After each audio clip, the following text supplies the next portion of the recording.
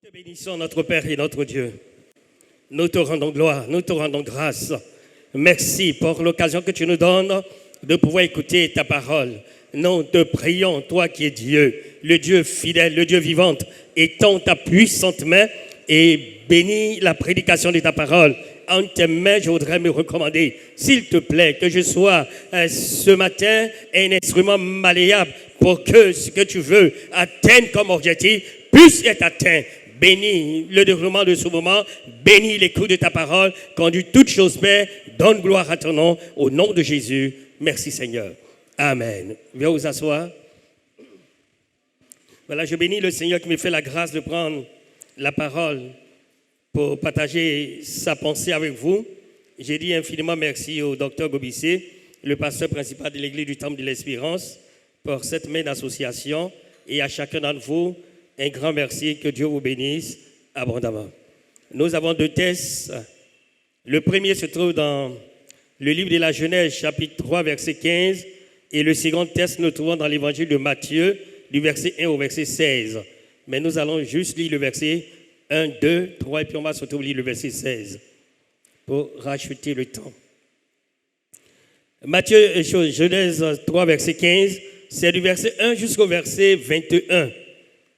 Verset 21, verset 22, jusqu'au verset 23 même, tout le livre, tous les versets de Genèse chapitre 3. Mais pour gagner le temps, on va résumer la pensée. Nous lisons 3, 15. Lisons le verset 15. C'est Dieu qui dit: je mettrai une inimitié entre toi et la femme, entre ta postérité et sa postérité. Celle-ci t'écrasera la tête et tu lui blesseras le talon. Je reprends, je mettrai inimitié entre toi et la femme, entre ta postérité et sa postérité. Celle-ci te crasera la tête et tu lui blesseras le talon. Ça, c'est au sujet, c'est au diable, au serpent qui avait séduit Ève. C'est à ce serpent-là que Dieu a prononcé cette parole. Allons dans Matthieu, chapitre 1. Matthieu, chapitre 1, verset 1 à 16. Matthieu 1, verset 1, il s'agit de la généalogie de notre Seigneur Jésus-Christ.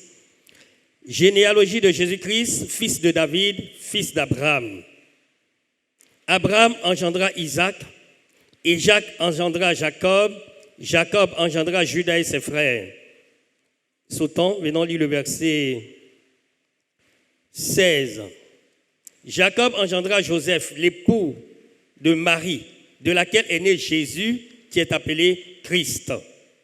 Jacob engendra Joseph, l'époux de Marie, de laquelle est né Jésus, qui est appelé Christ. Chers frères et chères sœurs, à travers ces deux textes, le thème que je voudrais vous proposer dans le grand sous-thème, à savoir la nécessité du salut et les caractéristiques dans l'ancienne et de la nouvelle alliance. La pensée est donc celle-ci: la postérité de la femme ou le sauveur promis à l'humanité. La postérité de la femme ou le sauveur promis à l'humanité. Dans le premier texte que nous avons lu, quand vous lisez le chapitre 1 de Genèse, le chapitre 2 de Genèse, ce sont des textes glorieux parce que ça relate la création de tout ce que nous connaissons, et le couronnement de cette création, c'est la création de l'homme et de la femme. Et Dieu, après avoir créé toutes ces choses, créé le ciel, créé la terre, créé la lune, créé le soleil, créé tout ce que vous savez, ce qui existe dans le ciel, ce qui existe sur la terre, ce qui existe sous la terre, et couronner le tout par la création de l'homme et la femme, Dieu a dit que c'était très bon. Et ce décor magnifique qui nous est présenté dans le livre de la Genèse 1 et 2, c'est comme une ligne rectangulaire, une ligne toute droite, et il y aura cassure à partir de Genèse chapitre 3, où le péché va faire son entrée dans le monde. La Bible nous décrit le séducteur comme étant un serpent rusé qui va réussir à séduire Ève, la pousser à désobéir en faisant ce que Dieu lui avait défendu à elle et à son mari. Pris le fruit défendu et ils ont mangé. Elle a mangé, elle en a donné à son mari. Alors qu'ils étaient nus et qu'ils n'en avaient pas honte, voilà que tout à coup ils vont se sentir honteux parce qu'ils étaient dus. Et la Bible dit, Dieu va venir à leur rencontre. À la suite, ils vont fuir loin de la présence de Dieu. Et le Seigneur de parcourir le jardin à la recherche de ce couple. Adam, où es-tu? Il répond à Dieu, j'ai entendu ta voix, j'ai eu peur et je me suis caché parce que nous sommes nus. Il dit, mais qui t'a pris que tu es nu? Est-ce que tu as touché au fruit de l'arbre que je t'ai défendu? Il dit, non, la femme que tu as mise auprès de moi, c'est elle qui m'a donné et j'en ai mangé. Et Dieu, à la suite, va commencer à prononcer des jugements sur la femme, sur le serpent et sur l'homme. C'est le jugement qui prononce sur le serpent, le verset 15 que nous avons lu. Il dit, mettra inimitié, palabre, querelle entre la femme et le serpent, entre sa postérité et la postérité de la femme. Mais la postérité de la femme écrasera la tête du serpent, mais lui le blessera le talon. C'est de ce texte, de ce verset 15 qui est tiré le thème que je vous propose, la postérité de la femme ou le sauveur promis à l'humanité. Chers frères et chères sœurs, nous sommes dans un tableau très sombre, Genèse chapitre 3. Un tableau triste de jugement et de tout ce que vous savez. Mais dans ce tableau sombre et triste va paraître une lumière. Et cette lumière, c'est le verset 15, qui est la bonne nouvelle dans tout ce désordre. La bonne nouvelle dans cette atmosphère de jugement, la bonne nouvelle après la chute de l'homme et de la femme. Dieu promet qu'il susciterait un rédempteur, un sauveur. Et celui-ci va écraser la tête du serpent. Dis Amen. Je voudrais dire à quelqu'un ce matin, peut-être tu traverses une vallée sombre. Tu ne vois même pas l'issue. Tu ne vois même pas derrière. Tout est sombre autour de toi. Tu ne sais où donner de la tête. Mais dans cette vallée, certainement doucement desséchée, dans cette vallée de solitude, dans cette vallée de larmes, dans cette vallée de détresse, et que sais-je encore, il y a une bonne nouvelle. Dis Amen. Il y a une bonne nouvelle. Dis Amen. Dieu n'avait pas abandonné l'homme et la femme à leur sort. Quand bien même l'ennemi pensait avoir réussi à mettre un frein au projet de Dieu qui consistait à susciter une famille d'humains qui lui appartiennent à travers l'homme et la femme, pensant avoir mis un terme au projet de Dieu, oh, il oubliait que c'était c'est ce qu'on appelle la grande parenthèse. Elle va se refermer au retour de Jésus. L'ennemi pense certainement qu'il a eu le dessus sur toi et que tout ce que Dieu avait prévu pour toi est anéanti, mais c'est mal connaître le Dieu que nous servons. Dis Amen. Chers frères et chères sœurs, ce thème, nous allons le développer en 3 points rapidement. Premier, pourquoi Dieu fait-il la promesse d'un sauveur? C'est la question que nous allons poser. Pourquoi Dieu fait-il la promesse d'un sauveur? Ensuite, nous allons voir la démarche que Dieu a entreprise pour la manifestation de ce sauveur ou pour la réalisation de cette promesse qu'il a faite. Et enfin, nous allons voir la réponse attendue de Dieu de la part des hommes vis-à-vis de ce sauveur qu'il promet. Dans le texte que nous allons lire, tout ce que nous allons dire va tourner dans le texte. Le second texte que nous avons lu, celui de Matthieu, si vous avez bien suivi, la généalogie de Jésus, ça commence par Abraham et ça descend. Abraham a engendré Isaac, Isaac a engendré Jacob, ainsi de suite, jusqu'à arriver à Jésus. Jacob a engendré Joseph. Joseph, l'époux de Marie de laquelle est né Jésus. Je ne sais pas si vous avez fait attention. Tous les hommes ont été engendrés par un père. Mais quand on arrive au niveau de Jésus, au lieu qu'il soit engendré par Joseph, il est dit simplement Joseph, l'époux de Marie de laquelle Jésus est né.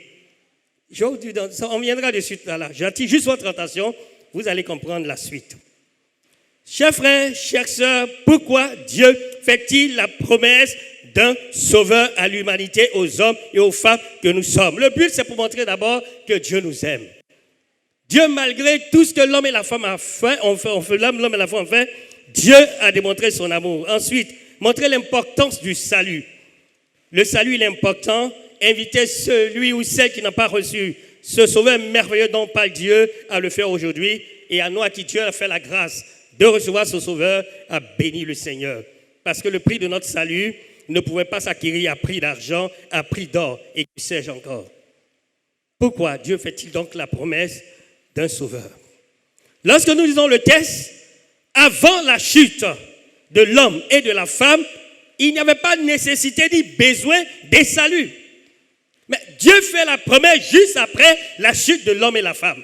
Donc la première raison que nous pouvons évoquer, c'est à cause de la chute du couple Adam au verset 8. Adam et sa femme ayant désobéi à Dieu, alors le salut devient un besoin et une nécessité. Non seulement pour eux, mais pour l'humanité tout entière, pour tous les descendants d'Adam et de Ève. À ce sujet, la Bible nous dit, dans Romains 3, le verset 23, « Tous ont péché et tous sont privés de la gloire des dieux. » Quand le péché n'avait pas fait son entrée dans le monde, il n'y avait pas besoin de salut. Il n'y avait pas nécessité de salut. Dès l'instant où le péché a fait son entrée du monde, alors le salut devient un besoin, une nécessité. Et la chute, dans Apocalypse 2, verset 5, il dit, « Considère l'état duquel tu es déchu. » Quand on parle de chute, c'est une déchéance. Il occupait une position dans la présence de Dieu. Et le péché va faire qu'il va perdre cette position, il va perdre cette place. Donc, il est déchu de sa position. Peut-être c'est ton cas. Apocalypse 2, verset 5, il dit, souviens-toi d'où tu es tombé, d'où tu as été déchu. La place que tu occupais et cette place que tu as perdue, souviens-toi d'où tu es tombé. Deuxième raison pour laquelle Dieu fait la promesse d'un sauveur, parlons maintenant des conséquences du péché. Vous allez voir, juste après, Dieu va commencer à énumérer certaines choses. C'est les conséquences que le péché va entraîner.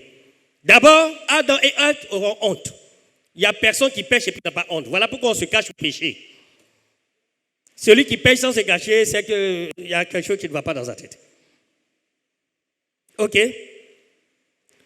Nous voyons que l'une des conséquences, il y en a plusieurs dans le texte, il y en a plusieurs, on va juste se dérouler quelques-unes. L'une de ces conséquences, il y a la malédiction qui va venir. Dieu va maudire la terre. La terre qui était bénie, qui était parfaite, à cause du péché d'Adam et Ève, Dieu va maudire la terre. Malédiction. Des épines, des ronces vont pousser sur la terre à cause de la désobéissance de l'homme. Autre conséquence, il y aura la séparation d'avec Dieu, verset 23. Dieu va chasser Adam et Ève du jardin d'Éden. Le péché coupe notre relation avec Dieu. Pour ceux qui sont déjà chrétiens, et pour les autres, le péché nous sépare de Dieu. Dans un texte d'Ésaïe, il dit que non, la main de l'Éternel n'est pas courte. Ses oreilles ne sont pas dures. Mais ce qui met une barrière entre Dieu et nous, c'est le péché. Le péché, donc, a pour conséquence de nous séparer, de séparer l'homme avec Dieu. Autre conséquence, il y a la mort qui va venir. Alors que dans le projet initial de Dieu, il n'était pas question de mort. L'homme avait été créé à l'image de Dieu, selon sa ressemblance. Il n'y avait pas de projet de mort pour l'homme. Mais Dieu lui avait dit, le jour où tu toucheras, tu mourras. Et malheureusement, l'homme et la femme ont touché. La mort a fait son entrée dans le monde. En commençant par Adam et Ève eux-mêmes, qui ont connu la mort. Verset 19. Tu es poussière, tu retourneras à la poussière. Mais il y a bien plus. Il n'y a pas que la mort physique, il y a la mort éternelle. La séparation éternelle de l'homme avec Dieu. Donc, devant toutes ces conséquences, Dieu ne pouvait pas rester insensible, indifférent. Donc, comprenons qu'il a eu raison pour manifester et démontrer son amour pour nous, de faire la promesse de ce sauveur. Donc, la mort physique comme spirituelle et la mort éternelle. Ces trois morts ont fait leur entrée dans le monde à cause de la désobéissance du premier couple Adam et Ève. Le verset 10, nous voyons qu'il y a eu la peur. Il dit, nous avons eu peur. Ils avaient une communion avec Dieu, une relation permanente avec Dieu. Une relation parfaite avec Dieu. Mais juste après la désobéissance, la peur est rentrée dans le cœur. Je ne sais pas quel est ton cas ou ta situation ce matin. Peut-être tu as peur. Ton cœur est rempli de peur, d'angoisse. Si c'est le cas, alors tu as besoin de ce sauveur merveilleux, magnifique que Dieu promet pour te délivrer de la peur, pour te délivrer de la crainte au nom de Jésus. Dis Amen. Ensuite, nous voyons qu'il y aura une naissance de conflit au verset 16. Quand Dieu a créé l'homme et la femme, au début, vous verrez que Dieu n'a pas dit l'homme doit dominer sur la femme. Non. Il dit l'homme quittera son père et sa mère, s'attachera à sa femme et les deux deviendront une seule chair. Il n'a pas dit un patron, l'autre n'est pas patron. Non, c'est quand le péché est rentré dans le monde, alors Dieu dit à la femme, je vais augmenter la douleur de ta grossesse et tes désirs vont se porter vers ton mari et lui, il dominera sur toi. Conflit. Conflit va naître dans le couple entre l'homme et la femme. La femme, ses désirs se portent vers son mari et le mari domine à cette conflit. Et le nom Adam et le nom Ève, pardon, c'est non seulement le vis-à-vis de l'homme, mais en même temps c'est l'opposé de l'homme. C'est-à-dire la femme peut devenir l'aide de l'homme comme elle peut devenir l'opposé de l'homme. Si elle ne sait pas gérer pour se soumettre, c'est comme ça Dieu demande à la femme de se soumettre. Si elle ne se soumet pas, alors il y a conflit dans le foyer. Par moment, elle voudra porter la culotte et l'homme, comme c'est lui qui porte la culotte, il ne voudra pas et puis il y aura clash. Donc, conflit va naître entre l'homme et la femme et dans le foyer, conflit va naître.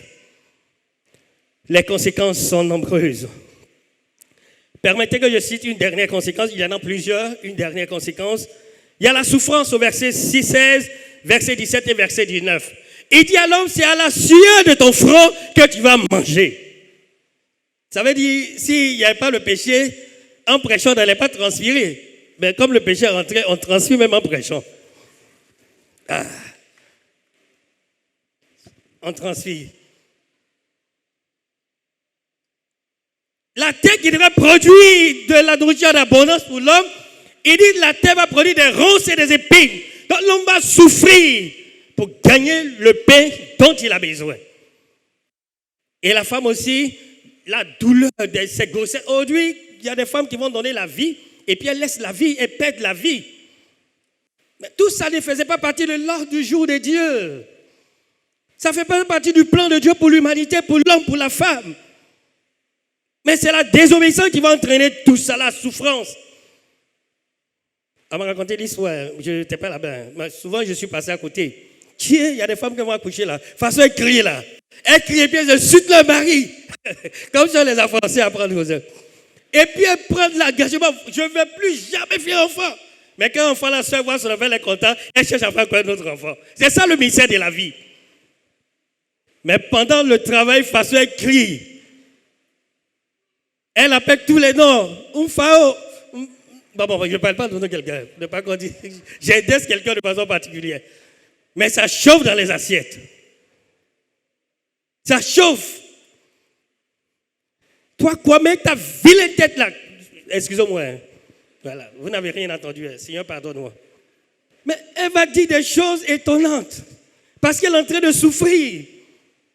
Tout ça, c'est parti d'où? Donc la souffrance va faire son entrée.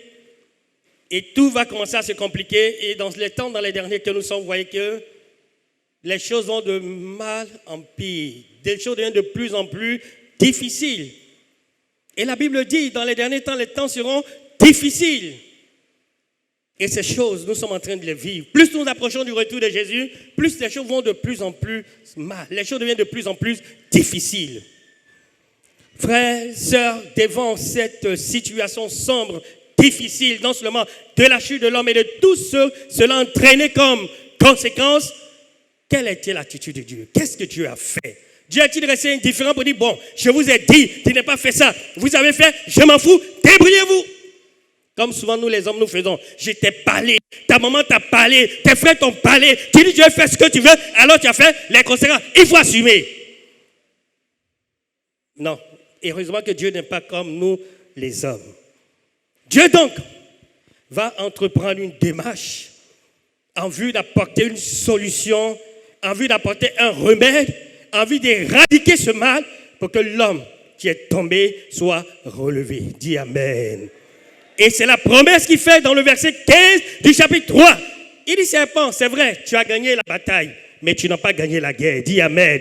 Est-ce que tu peux dire à quelqu'un, oui, il a gagné la bataille, mais il n'a pas gagné la guerre. Et je veux dire à quelqu'un ce matin, ton ennemi, cette loi, a gagné la bataille, mais il n'a pas gagné la guerre. Parce que c'est lui qui tient l'épée et qui combat. Il s'appelle l'Éternel des armées et il combat pour toi.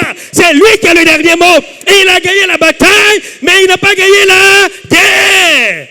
On a vu dans la Coupe du Monde Des équipes qui sont parties jouer, elles ont perdu le premier match et elles ont remporté la Coupe du Monde. Oui frère, oui sœur, tu as 7 matchs joués, tu as perdu une bataille, mais tu n'as pas encore perdu la guerre. Parce que celui qui te tient à côté de toi, il a dit qu'il écrasera la tête du serpent. Alléluia. Il écrasera la tête du serpent, il te donnera la victoire. La joie de tes ennemis aujourd'hui va se transformer en tristesse, en larmes, et ils vont rejoindre. Parce que Dieu, c'est le puissant guerrier. C'est le puissant guerrier. C'est le puissant guerrier. C'est le puissant guerrier. C'est le puissant guerrier. C'est le puissant guerrier. Et c'est lui qui mène nos combats. C'est lui qui combat pour nous. C'est lui qui décide de quand et où le combat aura lieu. Et il dit, il écrasera la tête.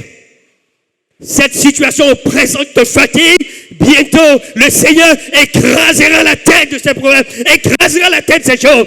Et ça sera un souvenir pour toi. Dieu donc, devant cette situation de l'homme, de la femme, de tout ce que cela entraînait comme conséquence et difficultés, qu'est-ce que Dieu va faire? Dans le texte que nous avons lu, nous voyons la démarche de Dieu.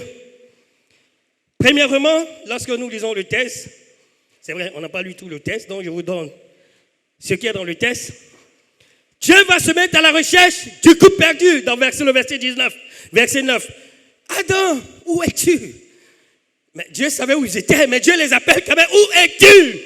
Tu appelles quelqu'un ce matin, certainement, qui est comme une brebis égarée, une brebis perdue. Où es-tu? Il y a longtemps, Dieu te cherche, mais tu défies, tu t'éclipses, tu t'échappes. Dieu te cherche, il t'appelle par ton nom. Où es-tu? Ce que Dieu a fait dans le jardin d'Éden, c'est de façon prophétique. Ça allait annoncer ce que la postérité de la femme allait faire. Ça allait annoncer ce que le sauveur de l'humanité allait faire. Et nous voyons dans Luc chapitre 10, à partir du verset, Luc chapitre 19, pardon, à partir du verset 10, quand celui qui a été révélé comme étant celui qui devrait venir est venu, il a dit le Fils de l'homme est venu chercher et sauver ce qui était perdu. Dieu a annoncé le travail qui ferait la postérité de la femme, où le sauveur promis à l'humanité cherchait et sauvait ce qui était perdu. Dans Actes 10, verset 38, on dit, vous savez comment Dieu a oint de force et d'onction Jésus-Christ de Nazareth, qui allait de lieu en lieu, délivrant tous ceux qui étaient sous l'empire du malin. Il allait de lieu en lieu, il cherchait. Il a cherché, Jassi, il a trouvé Zaché. Luc chapitre 19. Il fallait qu'il passe là, dans la ville où Zaché se trouvait. Dieu il a repéré quelque part. Et il a vu qu'il y avait un homme du nom de Zaché qui avait besoin d'être sauvé. Il a fait dans Jean chapitre 4 pour la femme samaritaine. Il fallait qu'il passe par la Samarie. Dieu est passé par la Samarie pour sauver la femme samaritaine. Dans Marc chapitre 5, pour le fou de Gadara, Dieu a vu qu'à Gadara se trouvait un homme abandonné de tous. Parce qu'il n'y avait aucune solution, aucun moyen de pouvoir le dompter. Même avec l'échelle, il a brisé l'échelle. Mais le Seigneur a vu sa misère, il a vu sa souffrance. Et le Seigneur est parti là-bas à cause de cet homme. Et c'est ce qu'il a fait pour chacun d'entre nous. Tu as vu notre souffrance morale, notre souffrance dans différents domaines. Et le Seigneur s'est révélé à nous. Le Seigneur nous a visités. Le Seigneur allait vers où nous étions. Et le Seigneur a sauvé la plupart d'entre nous. Il cherche la brebis perdue. Il cherche la brebis égarée. Et il a illustré par la parabole, les différentes paraboles du fils prodigue, de la brebis perdue et de la drame perdue. Nous allons avancer. Donc la démarche de Dieu, ici nous voyons que Dieu se met à la recherche du couple qui est égaré, du couple qui est déchu. Et cela de façon prophétique pour annoncer ce que ferait la postérité de la femme ou le sauveur promis à l'humanité quand il viendrait, qui sera révélé au monde. Deuxièmement, dans le texte, nous voyons que le Seigneur fait une promesse. C'est de la promesse dont nous sommes en train de parler. La promesse du salut ou la promesse d'un sauveur ou d'un rédempteur. Et cette promesse va parcourir toute la Bible. Dans le livre de la Genèse, nous voyons qu'au verset 15 du chapitre 3, il parle de la postérité de la femme. Genèse chapitre 49, verset 10, et il nous parlera du Shiloh. jusqu'à ce que vienne le Shiloh.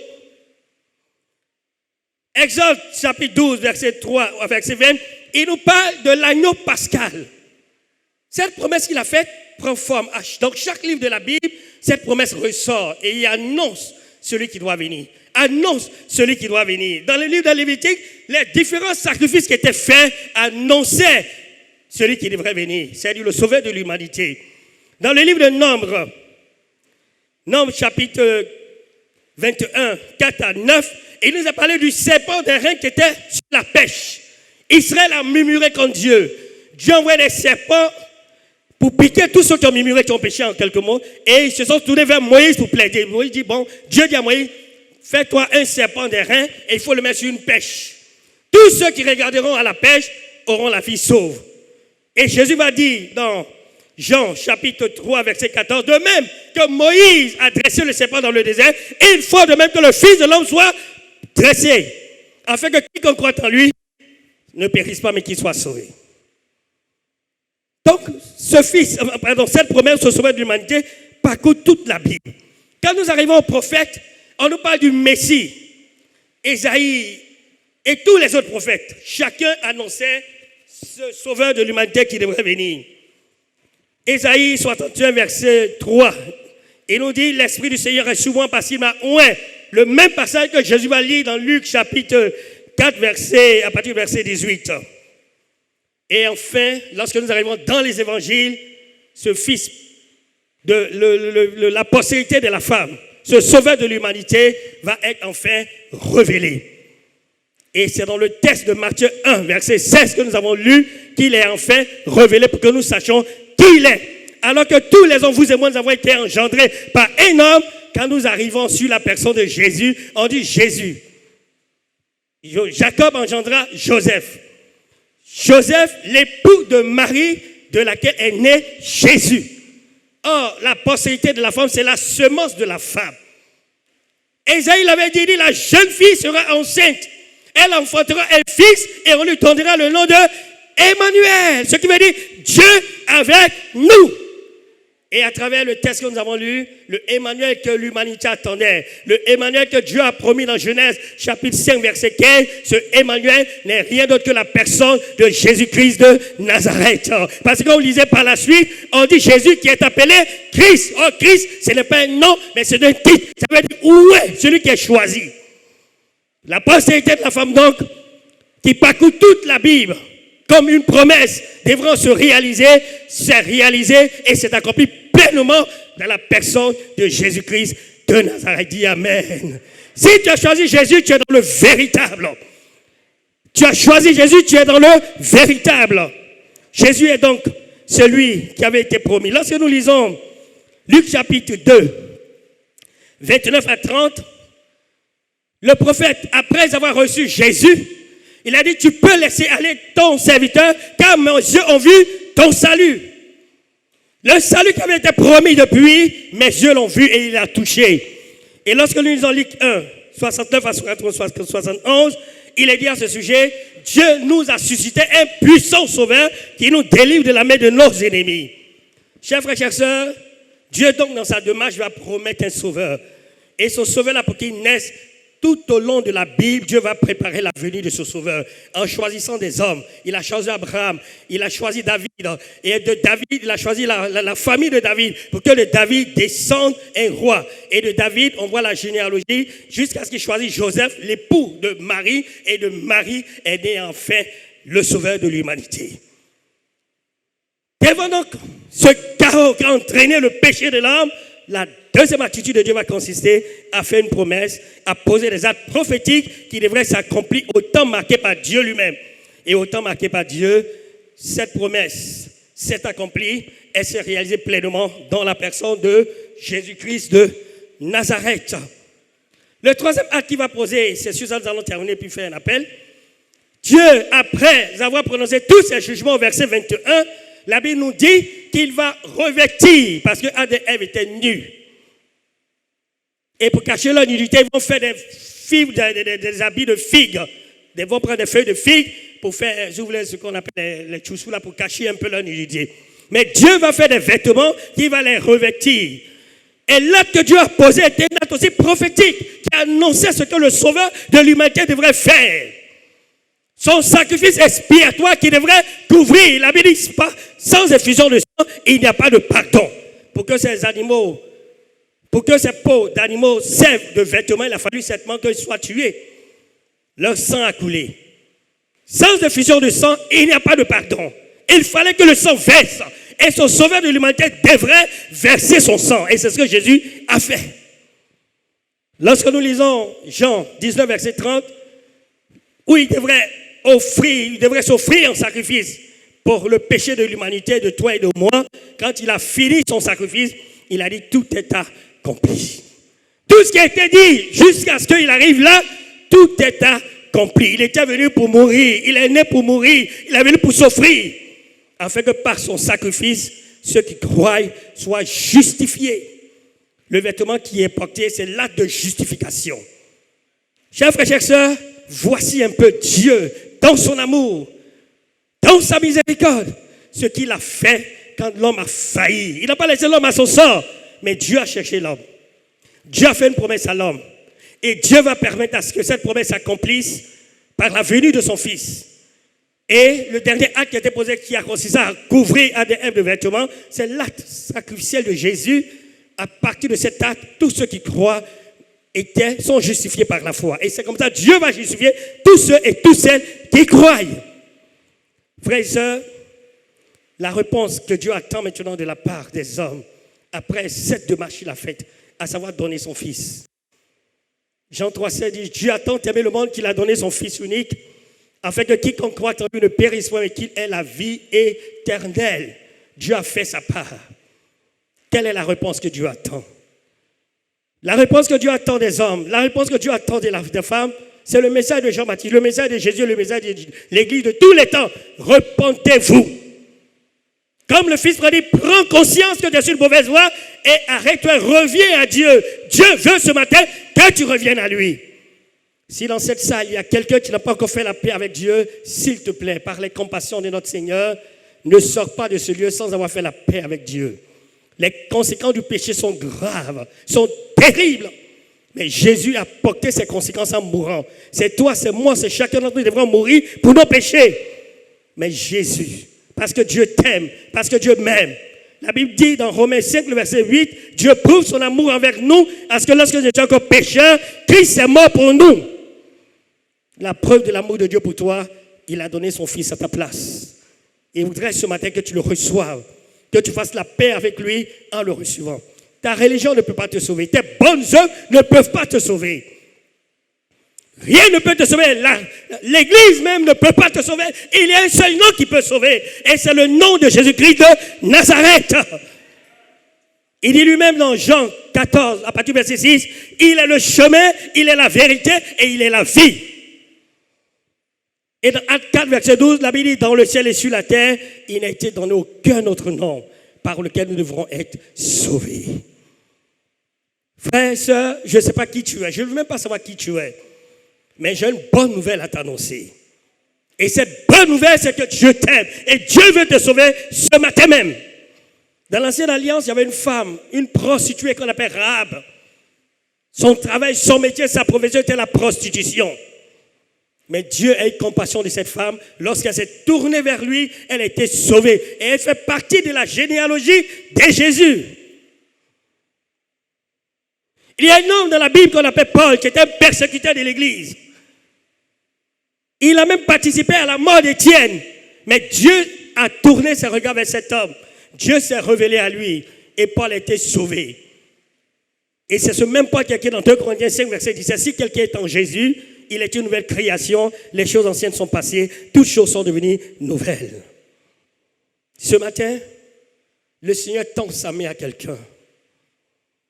C'est vrai, le péché est entré dans le monde. C'est vrai, le péché a des conséquences terribles, inimaginables. Mais au-delà de tout ça, Dieu t'aime. Et Dieu dans sa démarche, Dieu dans son amour, dans la démonstration de son amour, il a donné ce qu'il avait de plus cher, son Fils Jésus, qui est venu pour être la réponse de Dieu, la solution de Dieu, le remède de Dieu contre le péché. Si tu acceptes Jésus ce matin, non seulement tu seras pardonné, mais ton histoire et ta situation vont changer. Dieu veut que tu fasses partie de sa famille. La Bible dit à tous ceux qui l'ont reçu, à ceux qui croient en son nom, il a donné le pouvoir de devenir enfant de Dieu. Et Dieu veut qu'aujourd'hui, tu deviennes son enfant.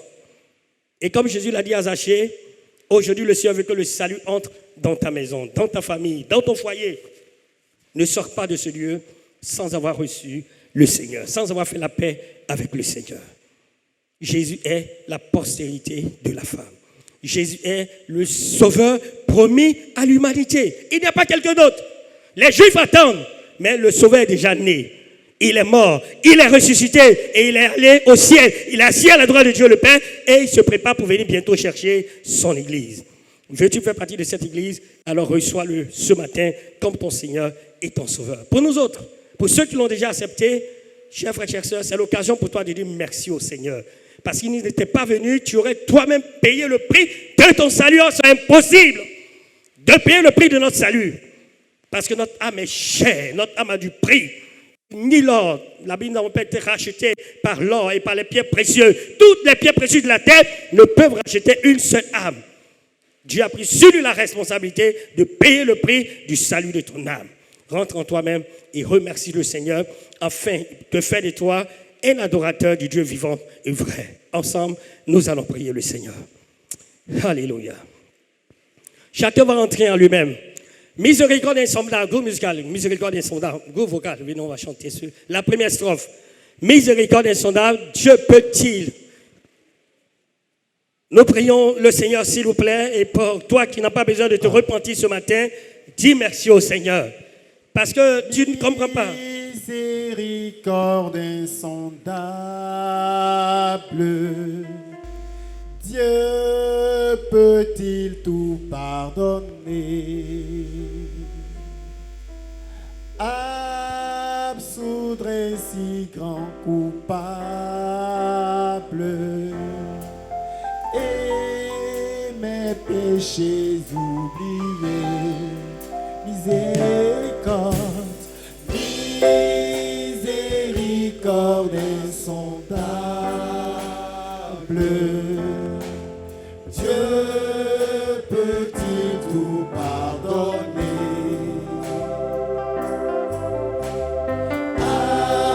absoudre un si grand coupable et mes péchés oubliés? Jésus, je viens à toi, tel que je suis, je viens à toi, Jésus, je viens à toi, tel que je suis,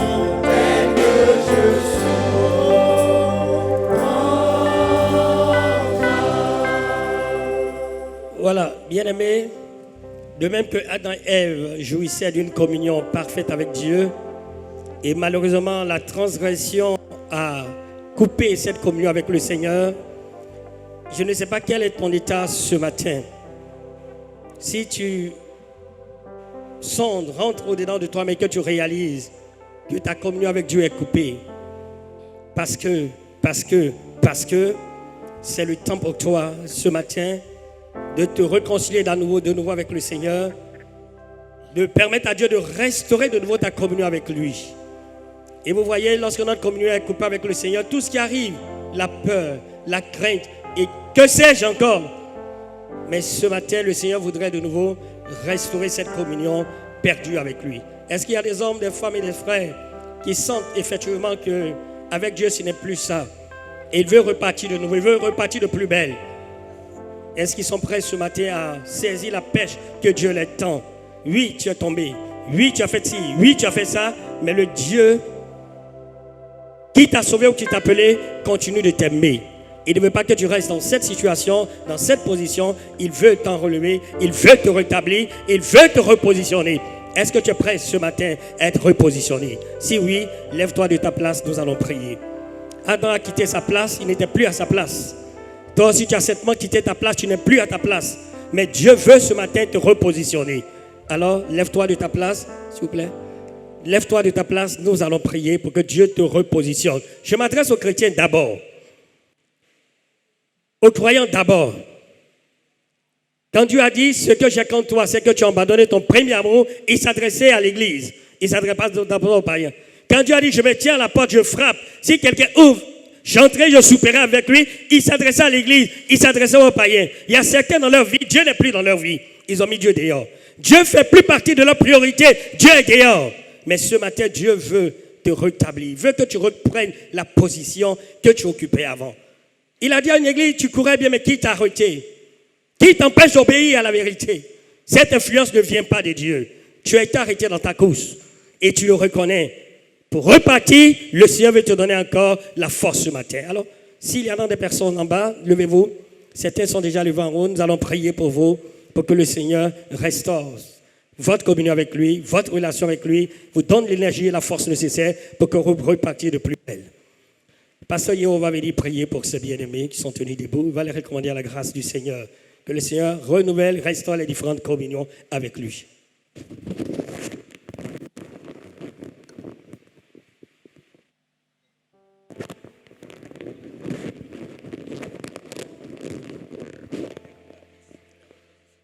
Seigneur, nous te rendons toute la gloire. Nous te bénissons, toi qui es le Dieu de la restauration. Lorsque Adam et Ève ont péché contre toi dans le jardin, oh Seigneur, la communion avec toi était brisée, Seigneur. Mais tu ne les as pas laissés ainsi, Seigneur, tu es intervenu et tu as rétabli cette communion avec toi, notre Dieu, en tuant un animal, Seigneur Dieu, pour couvrir leur nudité. C'est pour cette raison que nous sommes là, oh Dieu, en ce jour, et nous voulons nous adresser à toi pour tes enfants qui se sont tenus devant toi, notre Dieu. Tu sais ce qui a brisé leur communion avec toi, Seigneur. Si c'est un péché, notre Dieu, tu es le Dieu qui pardonne, Seigneur. Tu es le Dieu, Seigneur, oh Dieu, qui efface nos iniquités. Parce que Christ est mort pour que nous soyons, notre Dieu, non seulement, oh Dieu, nettoyés de nos péchés, mais que nous soyons réconciliés avec toi, Seigneur.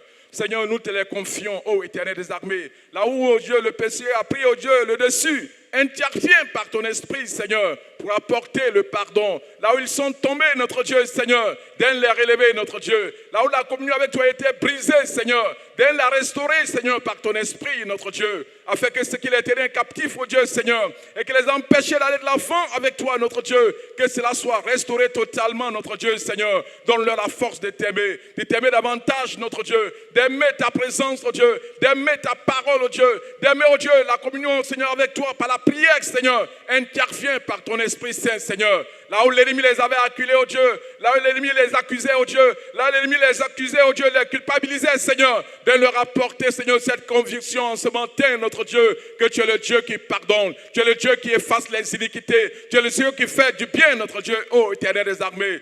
Merci de leur faire du bien, et Seigneur, de les restaurer, de les fortifier, et que seule ta grâce repose, Seigneur, aussi, et ô Dieu, pour qu'ils repartent à zéro avec toi, pour être, ô Dieu, des conquérants, ô Dieu, des victorieux, Seigneur, dans la marche avec toi. Merci de le faire, au nom puissant de Jésus. Amen.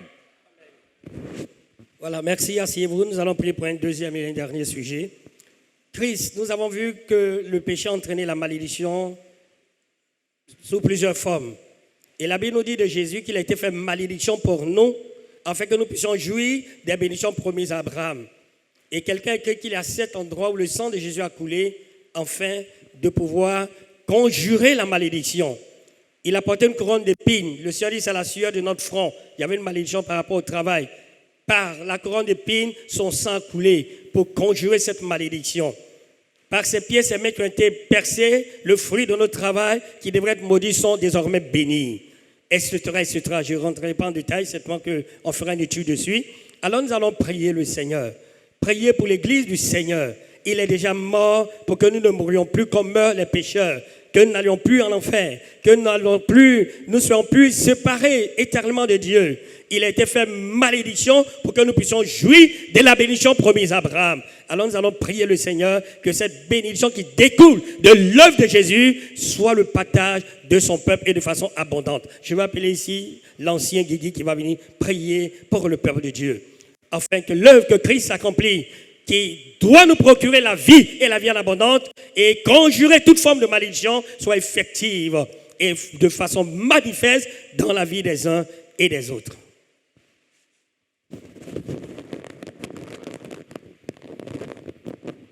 Seigneur, nous voulons te dire merci et te rendre grâce pour ce moment merveilleux d'être en ta présence. Seigneur, nous voulons en ce moment précis nous souvenir de ce qu'un jour tu as eu compassion de nous. Nous menons nos vies comme bon nous semblait et notre destinée était l'enfer. Seigneur, tu es venu et tu as donné ta vie à la croix pour nous sauver. Ton sang a coulé pour effacer toutes nos transgressions. Ton corps a été meurtri pour que nous ayons une vie meilleure. Nous ayons la santé, nous ayons la guérison de toutes les maladies possibles. Ce matin, nous sommes infiniment reconnaissants, Seigneur, pour cette œuvre accomplie à la croix du Calvaire. Cette œuvre achevée, merveilleuse, Seigneur, que tu as accomplie pour le salut de l'humanité. Nous voulons, Seigneur, en retour, au Dieu, te manifester notre fidélité, en obéissant à ta parole, en marchant, au Dieu, des hommes, comme des hommes dignes de toi, Seigneur. Ô Dieu, mettant en pratique ta parole et étant des témoins de ton œuvre à travers le monde. Seigneur, soutiens-nous, car sans toi, nous ne pouvons rien faire. Mais avec toi, nous pouvons réaliser des choses extraordinaires. Merci pour ton message de ce matin qui nous a fait du bien, qui restaure, Seigneur, ô Dieu, nos vies et qui nous donne de prendre un nouveau départ avec toi, afin que, Seigneur, ton nom soit toujours glorifié dans nos vies. Bénis les uns et les autres et que ta grâce nous accompagne. Que tes faveurs immenses, Seigneur, nous soient multipliées au nom de Jésus.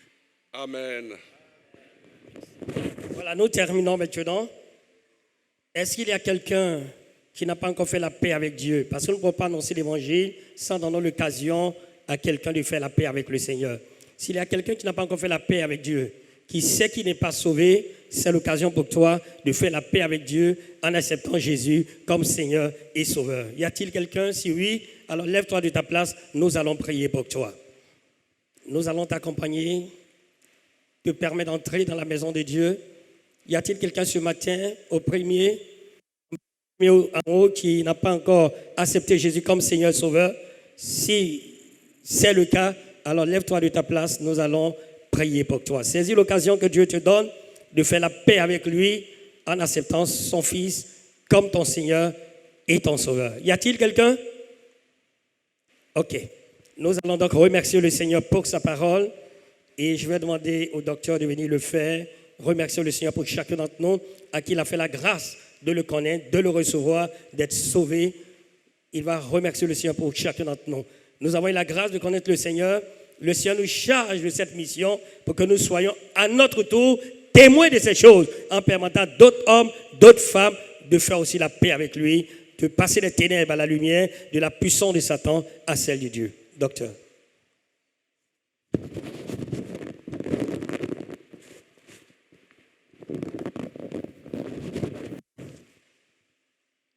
Seigneur notre Père et notre Dieu, nous te sommes infiniment reconnaissants de ce que, depuis le commencement, Seigneur, de la création du monde, et à partir de la chute qui a eu lieu, tu as conçu un plan de salut,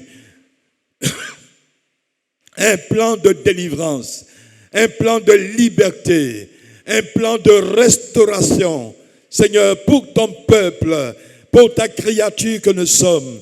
Nous voulons, notre Père, te bénir de tout notre cœur, de ce que, Père, tu nous as sauvés. Et nous voulons demeurer attachés à toi. Nous voulons garder ta parole. Nous voulons dire, notre Père, te dire merci de ce qu'au travers de toute l'écriture, tu nous révèles, Seigneur, oh Dieu, ce plan d'amour, ce plan, Seigneur, conçu pour notre liberté, pour notre affranchissement, pour notre relèvement, pour que, Père, nous puissions jouir de la félicité éternelle que tu réserves à l'ensemble de ton peuple. Éternel Père, que la gloire te revienne. Donne-nous, Père, oh Dieu, de persévérer dans cette voie. Donne-nous, Père, de garder la foi. Donne-nous, Père, de compter sur toi et de ne pas nous laisser distraire par tout ce que l'ennemi peut faire, mais de réaliser, oh Dieu, que ce plan de salut est un plan éternel, Seigneur. Oh Dieu, qui n'aura point de fin jusqu'à ce que tu viennes prendre entièrement ton Église. Éternel Père, nous bénissons ton nom. À toi, notre Dieu, toute la gloire pour la joie, pour la paix, pour l'espérance que tu donnes à chacun de tes enfants. Sois béni, sois exalté et sois glorifié, Père, au nom de Jésus. Amen. Amen. Je te suivrai. Je te suivrai. Je te suivrai. Jésus. Je te suivrai. Là où tu iras. Je te suivrai. Je te suivrai. Jésus. Là où tu iras.